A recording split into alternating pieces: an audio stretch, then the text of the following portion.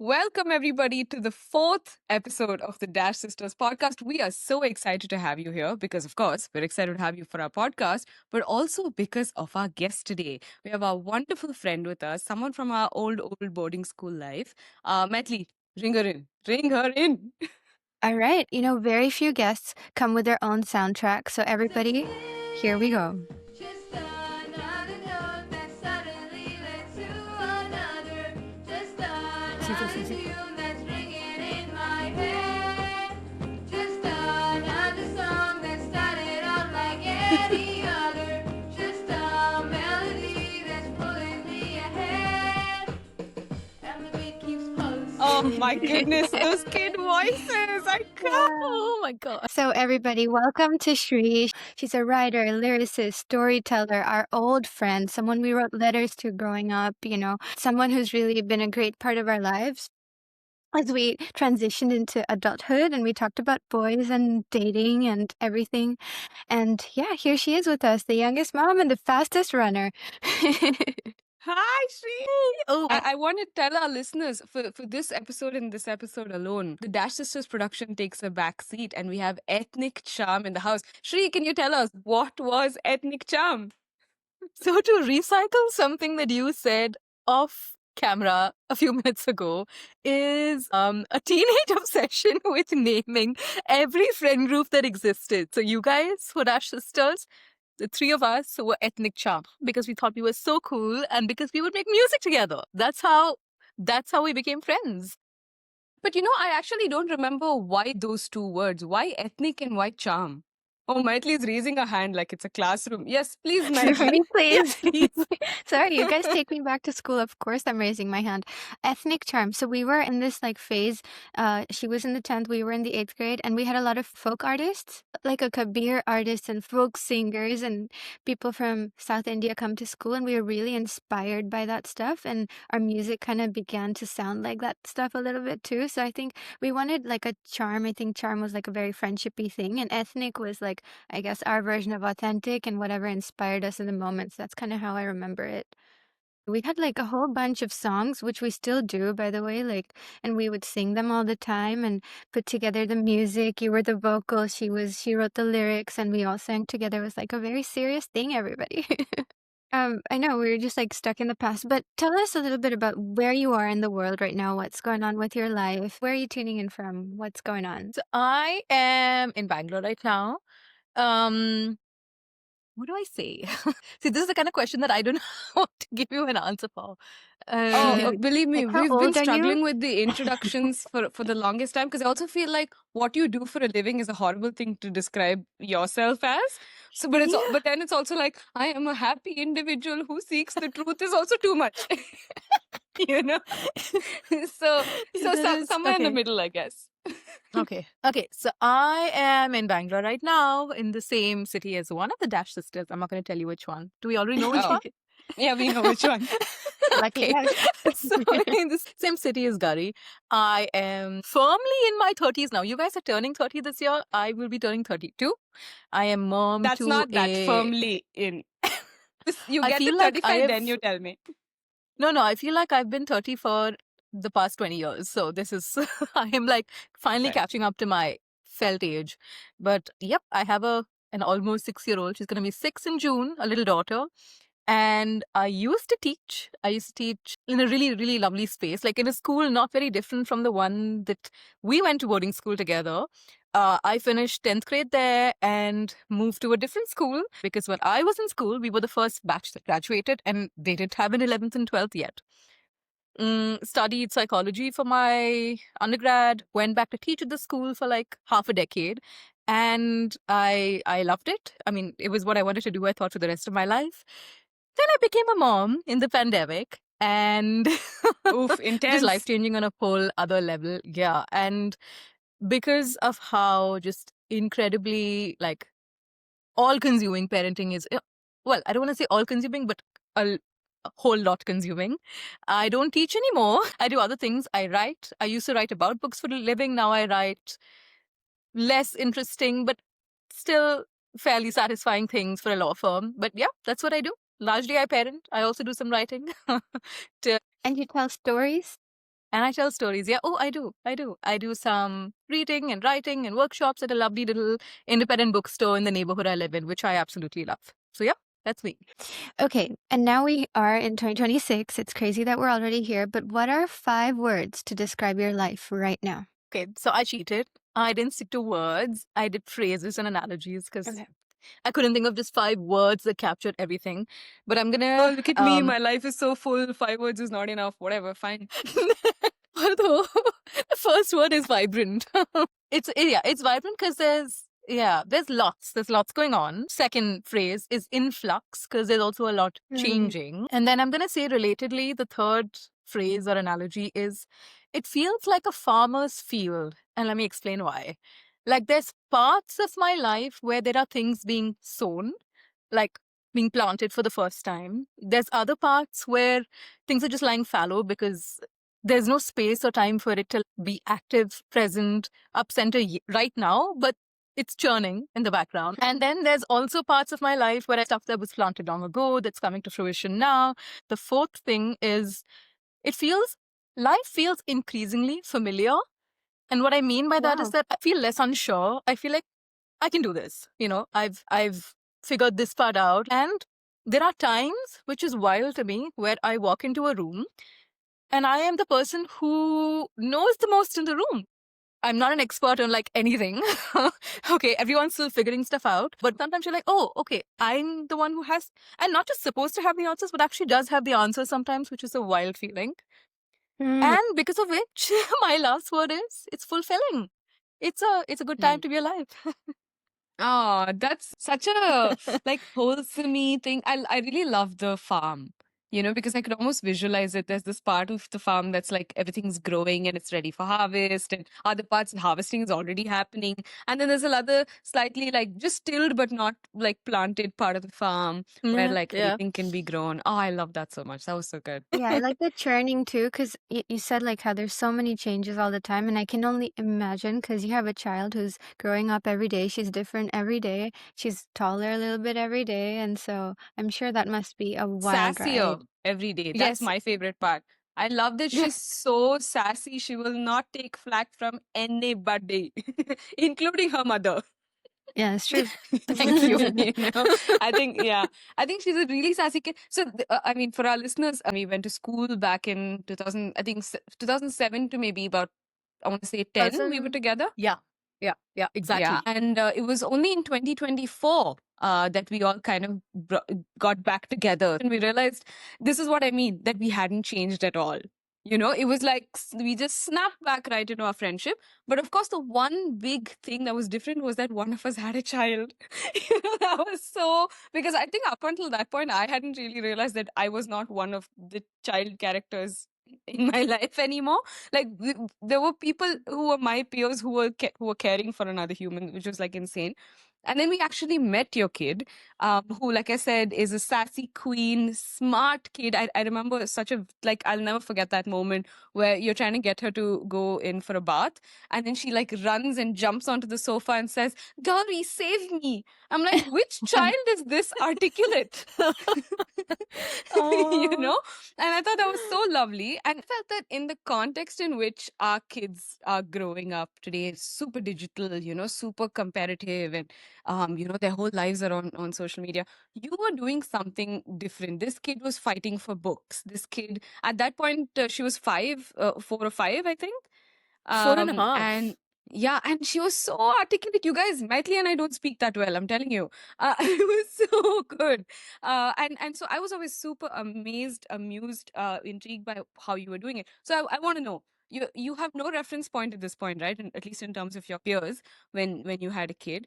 What was your approach? How did you shape this human? Okay, so you guys know this about me, but I'm someone who loves information. When people talk about follow your gut instinct, I get it theoretically, but I'm not someone who's very tuned into doing things without like preparation spontaneously. I love having, a whole wealth of information to like rely on. High type, But yeah. but I also am of, do you guys identify as Gen Z or millennial? Oh, Like what are you? millennial. Are you in Okay. Please, what Maithili is millennial? like, I know. Maithili, you're going to I say knew Gen it. Z. I Yeah. knew it. We are the first generation of Gen Z. Own it, GK. Can I tell don't you want something to. that's no, I have to tell you something that's really interesting that I read recently is that if you are born in these between like 95 to 99, if you have this is great for you, Metli.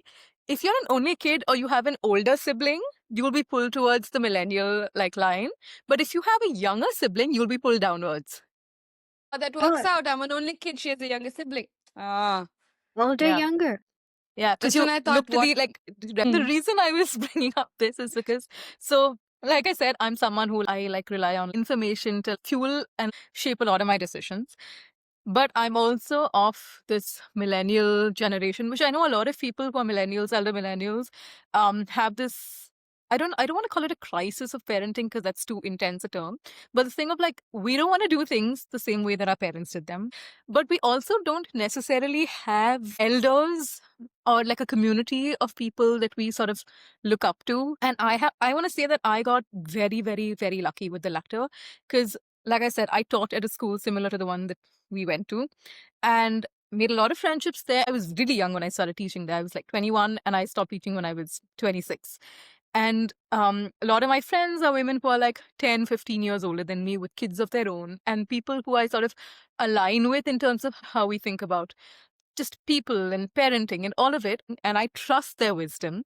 So I did have information. I did do some of the reading in the books, but I stayed away from like jumping too much into it because I had like real life experience to sort of to like bolster me. And I did the reading.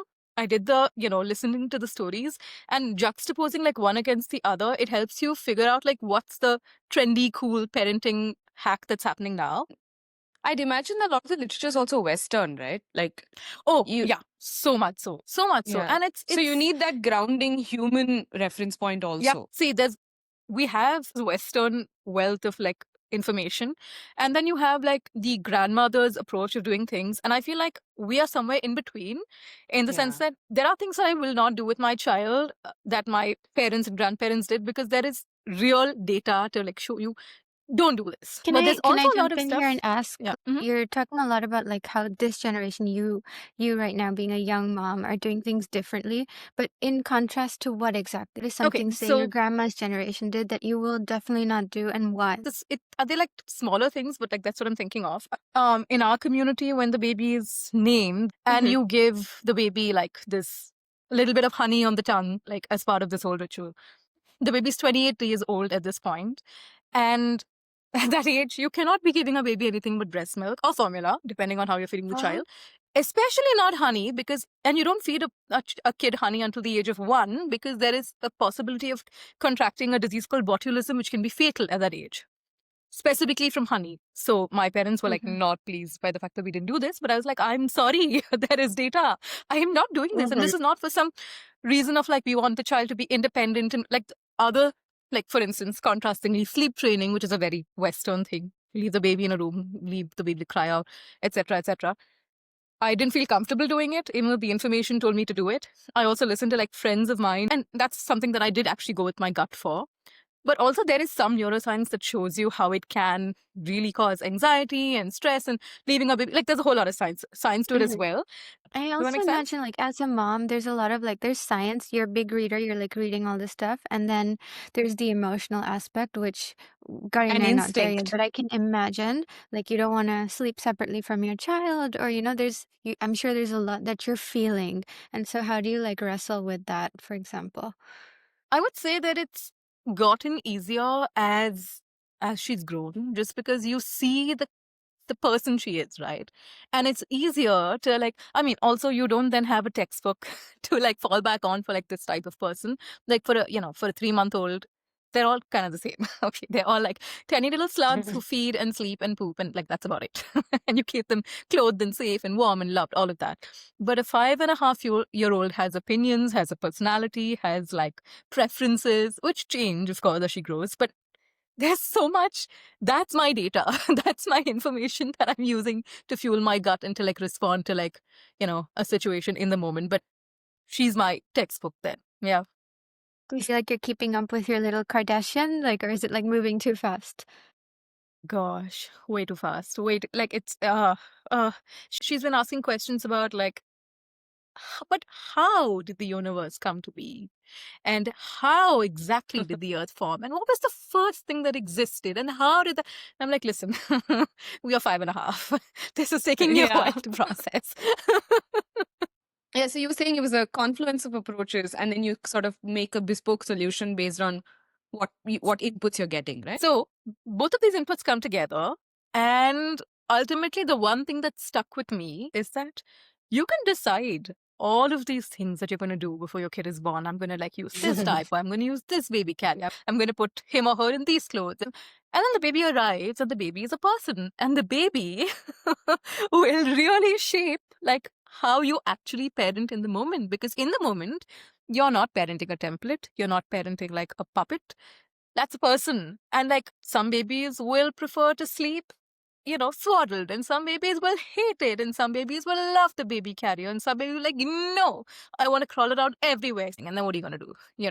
So it starts from as young as that. But all throughout, remember that this is an independent person. Yes, a mix of like your genetics and your partner's genetics or whatever, or however your child came to be, right? Ultimately still a wholly independent person that is developing and is on their own journey entirely. And you just need to keep recalibrating like constantly. I do have this crazy opinion. Tell me if I'm crazy or not. But like I did a lot of like teaching in my early 20s in Kyoto, and I met a lot of like 2, 3, 4-year-olds, and some of them were absolute freaking angels and the sweetest, most curious little human beings, and some of them were were like devils. And I am of the conviction that some, human beings come to the world with some configurations. Like you are going to have a personality, and I think if, of course, teach everybody the same and you raise them as you can raise them. But some people are just like this. This dude will only play with green trucks. I don't know why. And this child will always scream when you see something else. And they, you just are born this way. I don't know, but I feel like they're good people and they're bad people, and very early on. It's so interesting because it's a nature nurture debate, right, in psychology. And there is like some component of who you are is just that's your programming, and some component of who you are that is your upbringing, and the two interact in such complicated ways that I'm so with you on like some of it is definitely like innate inbuilt. When she was But born with a crown, she is a diva. The end. but that's my point. But how much of that is what she's born with, and what has just been like she is like the only granddaughter, only great granddaughter, like only niece on all sides. Like you come with that legacy. How can you not be a diva at this point, right?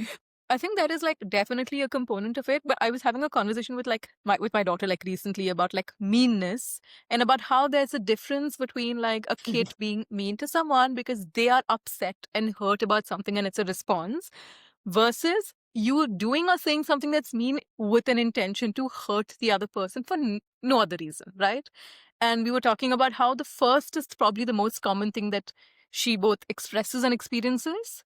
And I don't really think you see it very often with like young kids, second kind, but it does exist. There are kids who are like that, right? This thing of like the foundational bricks, right? Because essentially it is what it is. You want to call it legacy, you want to call it DNA, whatever.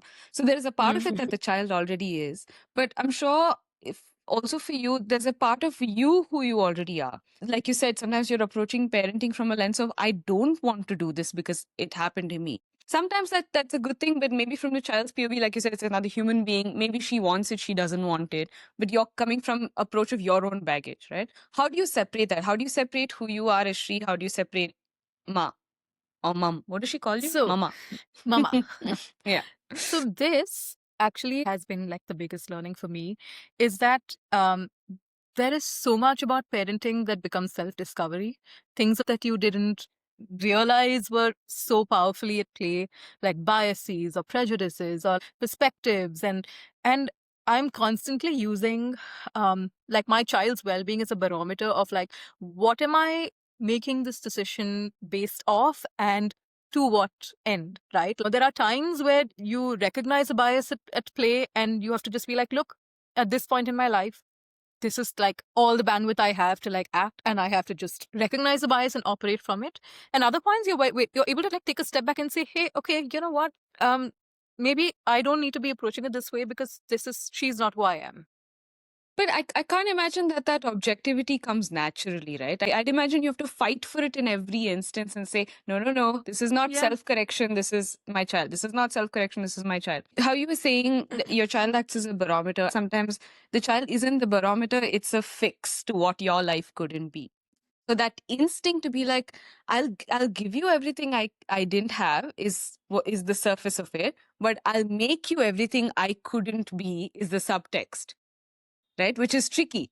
It's such an innate instinct because you want to course correct yourself for mistakes you couldn't have Yeah. sorted out. So I can't imagine that it's easy. So it's not. But I have to credit like both the school that we went to and the school that I went to, and the fact that I taught there because I went and taught there as an adult. And I think that sort of has helped with the constant reminder that the point of working with a child is not to mold them in your image as fulfillment of your dreams and desires. Honestly, I'm so glad I taught before I became a parent because there's so much that I'm just not anxious about as a parent because of the fact that I taught. I'm a first time parent, right? It would be so easy to get anxious about the smaller things that happen and you're like, oh my god, is my child a monster? And then having had the context of having worked with a whole bunch of kids across age groups, having these mums who have daughters across age groups, it's so reassuring to see that a lot of what you see with kids is like normal.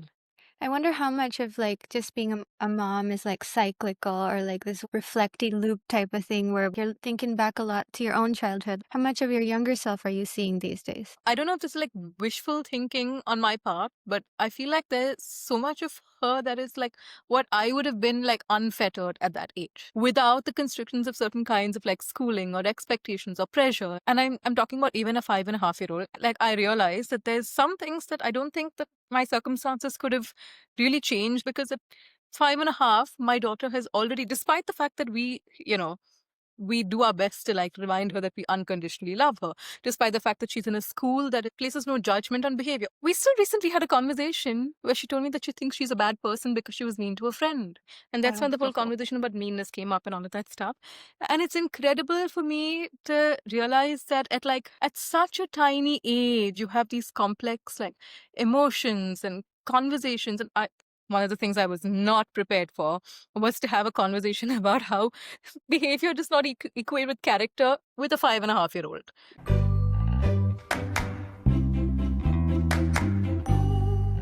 So my next question to you actually was about something that you mentioned in the beginning of of our conversation, right? Which is you're talking about how for you processing through feelings, your life is through writing. Words have always been a thing, no, for you. Even when ethnic charm was at its professional peak, even then our designated roles were that Maithili was composing, Sree was writing all our lyrics, and I was singing the songs. I want to take our audience back to a song that my dearest friends had written for me back in, I don't know, maybe Maithili and I were in 8th grade. This was basically, I was drifting apart from ethnic charm, and my friends wanted to call me back.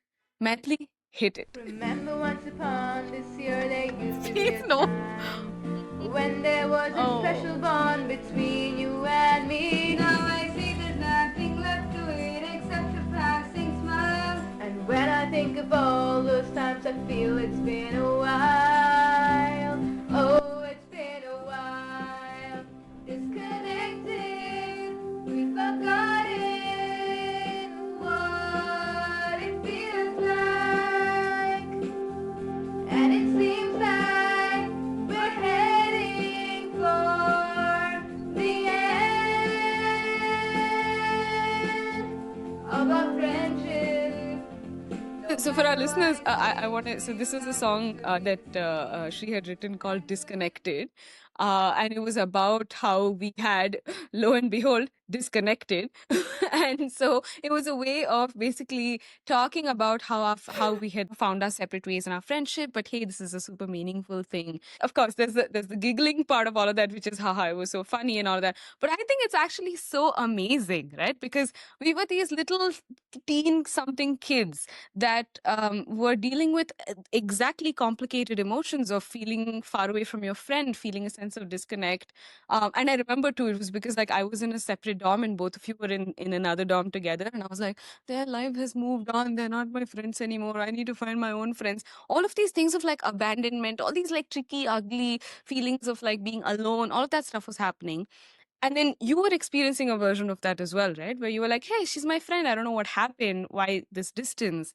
And instead of making it passive aggressive or anything weird or, having a great big intervention, you wrote a song. Who does that? I think that's phenomenal, right? I think it's such a beautiful way to express something. It's really just words and poetic words and artistic stringing together of words that have helped you tell the world who you are. What's that been like? Okay, before we talk about any of that, I just want to acknowledge that this was probably the worst of the songs that we had written, which goes to show you two 100%. things. One, one is how like even having like one of us not present for the whole process, how it changed the entire like vibe, right? Secondly, God, how deeply influenced we were by like the dramas and lyrics and lives of like pop stars of like I don't know what it was like Nickelodeon, Disney, all of that stuff. I have to acknowledge like it was like still like you said very intensely felt feelings, like and very valid for like 13, 14, 15, whatever. I was 15, I think you guys were like 13, but yeah, I mean, very dramatic and angsty and all of that stuff. So, Love. but like talking about like language and words and expression and all of that stuff, like I think language just has just been my way of just processing everything that happens like in my life, like my inner world, my outer world, all of it. The reason that I feel like that it's important for people to both tell their stories and also read stories is because it offers you like these little glimpses into like lives and worlds and perspectives that you have no way of inhabiting otherwise, right? Like I can talk about equality and social equality and this and all of that as much as I want, but I'm never going to have the experience of someone who comes from a different caste or class than I do.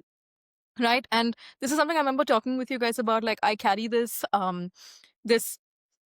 guilt of some kind of the fact that I have a child who's being raised in like a super privileged background already. Like we come from like pretty privileged backgrounds, and then you have this child that's being raised in like it's just intensifying as we go, right? And in a world that's getting like further stratified and polarized, where you have like the privilege just sort of like intensifying up the higher up you go. I think about this a lot, and for me, like stories and language are the first thing that I go to process something that's a difficult story or a difficult experience or something that's like different than like my world.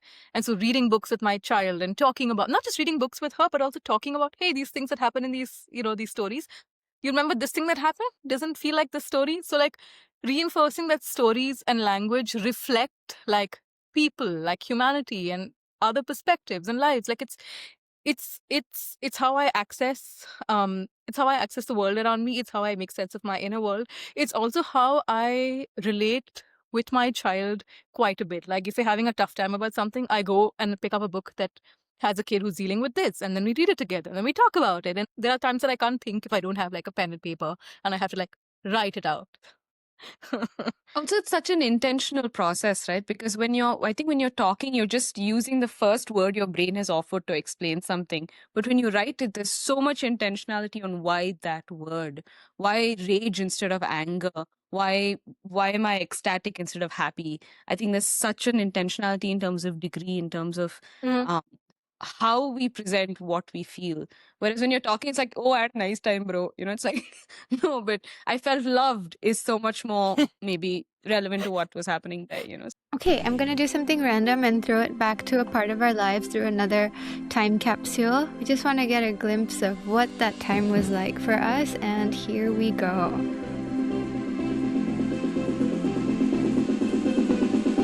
इन ख्वाबों में चुपके से आया अनजाना गया वो निशानी छोड़ के दिल पे है दस्तक नशा है हल्का सा बैठी हूँ मैं सोच के कि हो ना जाए प्यार है ये जैसे मीरा को थी शाम से छा गए हैं मुझ पे उस नटखट की जादू धक धक के दिल है मैं उसको ही जानूं सावरिया मेरे सावरिया ना जाना cute. मुझे छोड़ के ना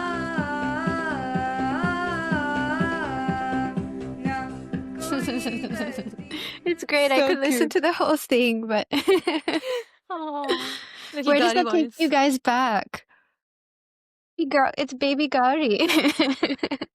I So I was know. thinking So about cute. love. This audio for me is proof that women's voices also break at puberty. It's absolutely baby Gauri. Oh, Tiny, little tiny baby Gauri. Gary. Yeah. Can Yeah, we just correct. talk about the sparks and the romance that was in the air at that time in I mean, I everyone's don't lives? I think fair enough, like you feel love in a more real way when you grow up, but I don't think you feel love as intensely and as life consuming, heart exploding, butterflies in bellying kind of way than you do when you're like 13 to 15, right? I mean, Absolutely. I'd picked out curtains for my future house, and they're not the ones I have on now. I will. Same thing here. Yeah. Yeah, and so writing music like this was like all the stuff we felt for all the guys we had crushes on, and you guys, he's so amazing, and all that stuff. But like it's so funny, like listening back, I remember that feeling. Like I remember what that felt like. Like it's super powerful. You know? Yeah, It's, I don't know, like I really feel like my brain chemistry changed one at age 25, like when you're supposed to, like, all of the neurons are supposed to like stop, like all of that. And then it actually does change when you become a parent as well. So I feel like there is like a part of me that theoretically remembers what it felt like, but like I don't know, I can't access that feeling anymore. And I think about how, like, as growing up, you tell your parents you don't understand, and I'm like, okay, maybe that's true actually, because I can't yeah, access that feeling anymore. But it's yeah. it's wild. Yeah, we have like I, all of I this think like teenage angst and like passion like captured in these songs for posterity. Yeah, yeah. Absolutely. I think it's actually for me that transition from feeling love so intensely in that high school way to a more adult thing. And then you have to realize, Mm-mm. like you said, you just lose access to this unfiltered, illogical almost kind of I love you unconditionally. No, no, adult love has many conditions. And then you feel love in a more calm, real way. And you also realize a lot of that excitement at that age is insecurity, right? So love is more peaceful, love is more calm. Maithili has gone off I into just thought is train. lost. Forgot the Lost in thought. podcast. Just feel like you guys said I don't access it. I feel like we can always access it. So you're telling me, like days away from, oh, actually, Maithili, at this point, as we're recording it, you're a month away from turning 30, Yeah. right? And you're telling me you're feeling same explodey heart, feelings that you did at 15. That's amazing. What have you done Yeah, right in that's your so life? I want to cool. know. Yeah, Yeah. I feel tell like us there are more. moments, like people ask me like, "Oh, have you ever been in love?" I'm like, "Yes, like all the time." Like it's like all the time. What are you talking about? Of course we're in love. Like, okay, not like all the time, but yeah, there are moments with people and places and things and nature and like I feel like that feeling is not only bound to a certain age in my life, and I don't feel like it was only a one-time thing, and it lives in my heart. And what I wouldn't do for painful heartbreak stories that I had back then. For sure, I think it was maybe more in the forefront of our experience, but now maybe we're a little bit wiser and we can kind of understand it better, but that doesn't mean we don't feel it that way anymore. Wow, I think that's so unique. I mean, of course, none of it was to say that you don't feel deep love anymore, but it's that you don't feel exploding love anymore, you know? Or at least not even anymore in the way that you did when you were 15. So I In the think it's way that actually made you phenomenal cozy. that you are. Yeah, that you're keeping the sparks tingly. That's amazing. I want to Lucky interject with Mr. something Dash like here. Sister Blue. Like, it never ceases to amaze me how, when I look at both of you, there is like so much that I have in common with Gauri, and there is so much that I have in common with Metli, and like none of it like intersects. Like, it's like a triangle, like literally. Like this, for instance, I think you guys spoke about this in the first episode where how like Gauri keeps people from her life, like throughout. That's We've never been called back to one of our episodes, so this is a Yeah, this is crazy. What do you mean we heard listen to our episode? What? Wait, what were you saying again? but Gary, like you talk about this in your first episode about like I think actually you were saying this about Gary, about she has like all of these people like who she's ever met in her life still, which is incredible. And Matty's like, yeah, but like I cut people off, and I'm like that. Like I fully get that. I'm like, okay, I'm done with this person or this part or this phase. So it's like so much that I can see echoed. This is like perfect for you guys to be doing this podcast. It's like lovely to watch. It's just so much fun to like listen to and to like be witness to. You're so right. I think in some way or the other, we all have these really weird connections. And you actually know us really well, how polar opposites we are and how very similar we are. And yet, do you have a question to ask us? After So all a this question time. actually relates to what we've been talking about. I know you guys are not mothers yet, but is this like what does the idea like feel like? Like what is parenting like feel like? What are you looking forward to the most about it? And what scares you the most about it? Big questions. I mean, can I just say, I think my parents and my in-laws are increasing their system volumes up right now because they're like, we want to know this Gauri, what she's up to. Hi, Ma. Gold. Hi, Pa. Podcast gold. Medley, you go Oh. first. Oh gosh. I have like some answers that are super immediate. Like people ask me like, "Oh, hey, did you ever want kids or do you think about being a mom?" I'm like, "I have been ready to be a mom since I was like 5 years old. I'm ready for this." It's like I would practice, you know, putting socks on my little dolls and taking my dolls on walks. And then there was August there and I was 8 years older to him, and I mean, the best time of my life, guys. Like being an older sister, it was so fun for me and I loved it with all my heart. And so we also have a huge age gap, so I think I was always like an older kind of yes, whatever that is, sibling, and sometimes I say third parent. But yeah, I think I'm really excited. I think there can't be anything more incredible to do in this world. I don't feel like being a mom is definitely just about having a child. I know motherhood can be, it can apply to so many different parts of your life. It's not just the biological act and stuff, but yeah, I'm really excited. I feel like it would be the coolest, most natural, most becoming kind of journey anyone can be on. So whenever it happens, but it would be extremely cool. AF. GK, what are your in-laws waiting to hear and what do you think? I think the in-law parent answer is very different, which is more about schedule. So I'm gonna not comment on that. But I think I've been thinking about motherhood far longer than I've been thinking about love and marriage or anything like that. That stuff was always a, if it happens, that's great kind of thing. But motherhood was always something that's been important to me. And the thing that I can't wait is for the play. Is to just play all the time, make up skits and do dance parties and look at flowers and go climb things and fall off things and light stuff on fire. I'm not sure I'm describing a responsible mother, but Stay it away would from be this so much. person. This Gauri and her kid, no, little pyromaniacs. But I'm just saying, like, I think it would be so much fun just discovering things with this kid because so much of that childlike curiosity and lens, I think we lose over the years, and I'm desperate to get it back. That said, my biggest fear, I think, is that I am also like, she and I've spoken about this before, like organized and type A types, like this has to go in the right place. So I hope I don't become so busy with the operationalizing of motherhood that I forget all the play. I don't want to be a Claire. I want to be a Phil. Which is like the Modern Family reference here. But I do think that Phil is Phil because there's a Claire in his life, Claire and is Claire Claire. is Claire because Yep, there's a Phil yep. in his life, and that's a balance that my partner and I'll have to find so that we take turns playing each character. And that's something we always talk about. But that's my big fear, that I don't become this kind of mom, because I can't wait to do the dance parties. I always imagine it, right? Because I always think like I'm not gonna at least for the first couple of years of this kid's life, I don't want to work and stuff like that. And I always have this like imagination in my head of like my husband comes home to like full blast music and we're like doing this dance routine and we're like, welcome back, that sort of thing. And I just can't wait for that. Well done. Beautiful. Yeah. Yeah. Oh, Well, it's so so yeah. cool that you came on the episode, and I hope it's not going to be the last time because I know there's so much about that like whole coming of age thing, which was when we had like our friendship's height back in the day. And I hope we can keep you in in our lives, and you come back on the podcast anyways, and we chat some more. Thank you guys for having me. And this was like such a lovely conversation. I love that we managed to like have this thread continue through.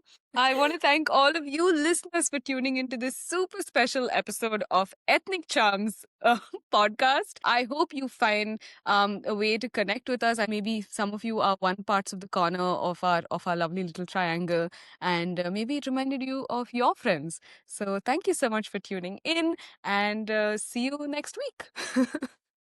Bye. See ya. Thank you.